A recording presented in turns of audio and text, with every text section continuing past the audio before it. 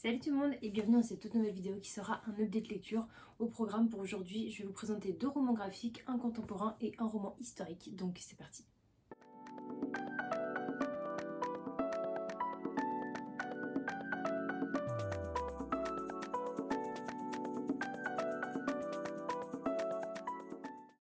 Je commence du coup par un roman graphique qui s'appelle Maman, Maman, Maman, qui a été illustré et écrit par Sévanie. C'est publié chez Le Duc Graphique et du coup, ici nous suivons l'histoire d'une maman qui est en plein burn-out après son accouchement. Donc elle doit s'occuper de sa fille qui est un peu plus grande et également de son... je crois que c'est une fille également, je suis pas sûre. Ouais, je crois que c'est une deuxième fille aussi qui est là et en fin de compte, elle est un petit peu overbookée par tout ce qui se passe. Voilà, son mari travaille, elle est mère au foyer, mais elle n'arrive pas à joindre les deux bouts, mine de rien, parce que pour elle, c'est une organisation qu'elle n'arrive pas à avoir.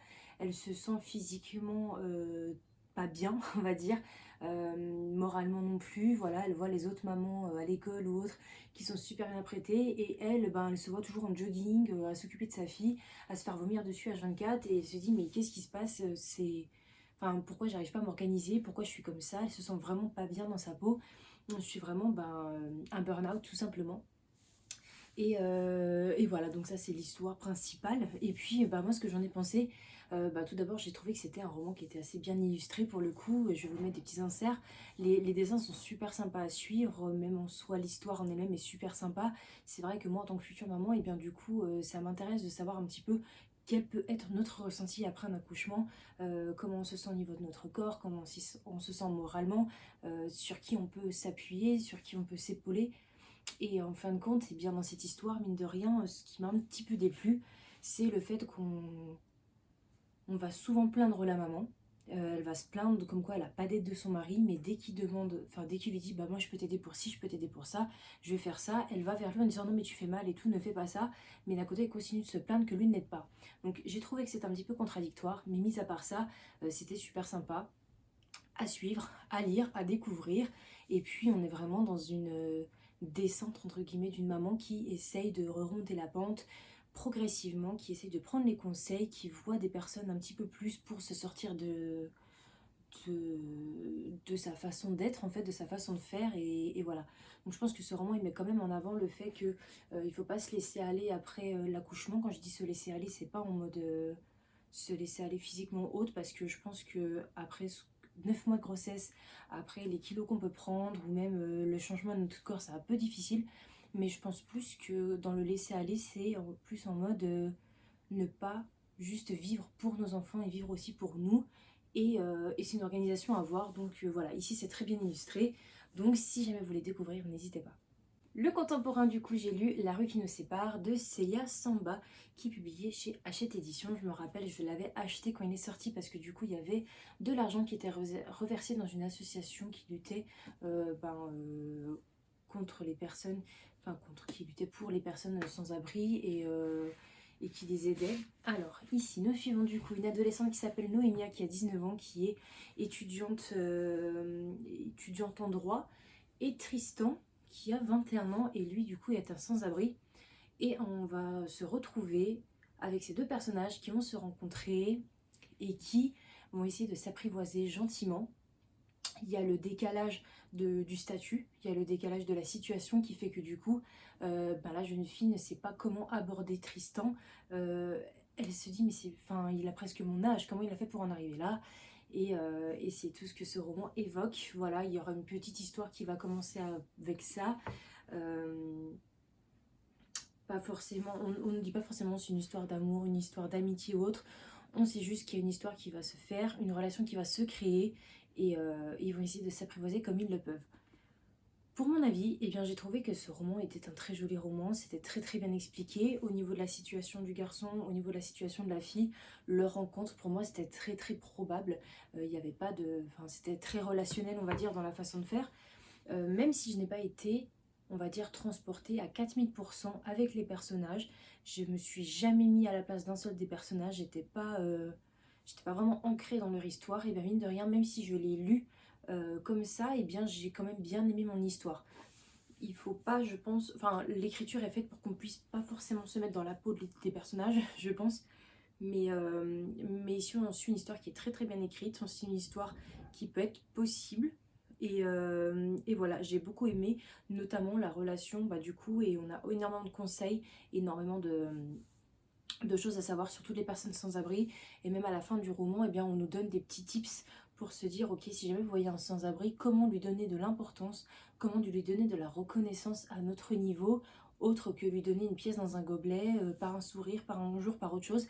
Et c'est super important parce que c'est vrai que enfin moi en tout cas, c'est vrai que je ne sais jamais comment aborder les sans-abri. Je sais que quand j'en vois des fois et quand je sors de course, j'ai tendance à acheter plus de la nourriture et leur donner, mais je ne suis pas dans un échange avec eux. C'est plus en mode tu as besoin d'aide, je te donne, mais je n'ai pas d'échange avec toi.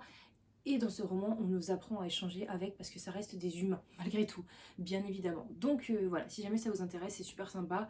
Et l'avantage de ce roman, c'est qu'à la fin, eh bien, vous avez deux possibilités. L'auteur prévoit deux fins possibles et c'est ce que j'ai beaucoup aimé, c'est que on peut être dans le vrai, entre guillemets, et on peut se mettre aussi dans le déni, dans se dire, ok, bah, moi je veux continuer parce que c'est un roman et que c'est fictif et je veux continuer là-dessus. Et c'est possible également. Elle a fait deux tournures possibles, deux tournures qui sont très très bien faites. Et si ça vous intéresse, n'hésitez pas. Deuxième roman graphique, il s'agit de Tout va bien de Niccolò Fila. On va suivre une institutrice ici, une enseignante dans une école primaire qui est assez stricte avec ses élèves. Elle prend un malin plaisir, pas à les torturer, mais vous voyez ce que je veux dire, un petit peu à les recadrer très très facilement et régulièrement. Et on apprend en fait que cette maîtresse, quand elle rentre à la maison, elle n'est pas forcément la personne la mieux, euh, la mieux entourée. Elle se sent très seule. Elle a personne à qui parler, c'est une personne qui se renferme énormément sur elle.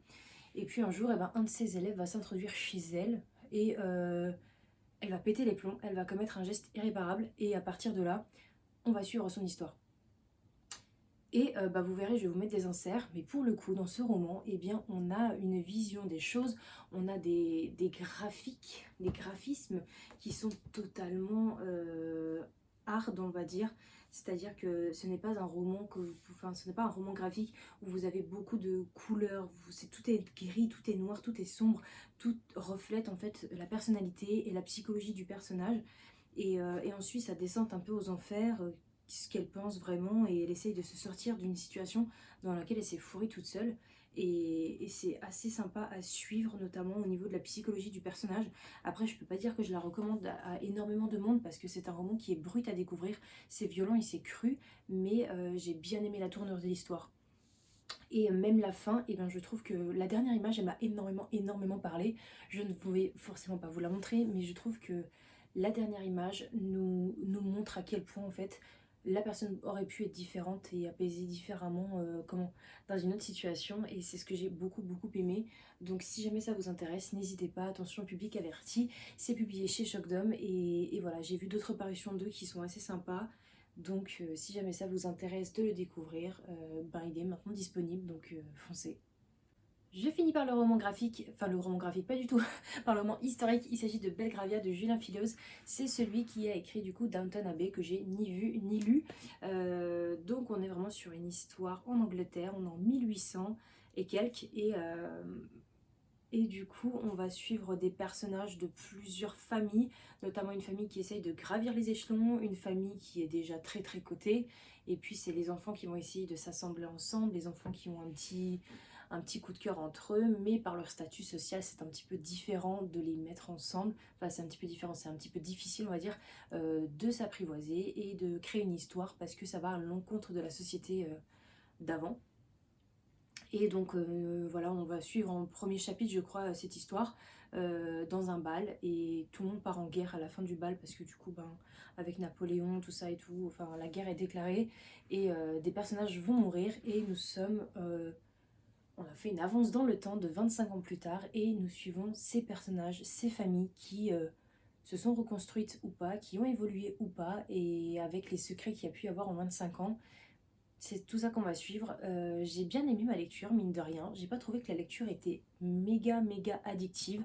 J'ai pas été transportée par les personnages. Je me suis pas attachée à des personnages en particulier. On a beaucoup de points de vue, notamment des points de vue des familles plus nobles, des familles moins nobles. On a les points de vue des domestiques, et il y a toute cette atmosphère de secret qui peut tourner avec les gouvernantes, dans des familles, dans des maisons, enfin bref, j'ai beaucoup aimé la tournure de l'histoire et l'aspect de l'histoire. Mais voilà, je pense que j'ai lu ce livre comme si je regardais un téléfilm et non pas comme si je regardais une série qui était allaitante avec des mystères et des suspens. Pas du tout, là on connaît un petit peu le petit truc de l'histoire, le petit suspense qui a le mystère on va dire de cette époque, mais en aucun cas on se dit j'aurais pensé que la fin allait être comme ça. Très clairement on se doute de la fin. Mais ça reste une lecture qui est super sympa à suivre, qui est super sympa à lire, c'est fluide, même si j'avais pas forcément envie d'y retourner tout le temps, j'y retournais pas à contre-cœur, mais une fois que j'étais dedans, ça se lisait bien, et franchement c'est une lecture qui passe bien, on va dire, voilà, c'est une lecture un peu chill, un petit peu, qui fait du bien de temps à autre, et je suis contente de l'avoir découvert. Donc si jamais ça vous intéresse un petit roman historique, n'hésitez pas, parce que j'ai bien aimé Belgravia.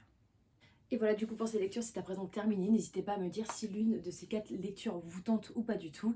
Et dites-moi quelle a été votre dernière lecture. Je vous fais de gros bisous, prenez soin de vous et à la semaine prochaine pour une toute nouvelle vidéo. Ciao ciao.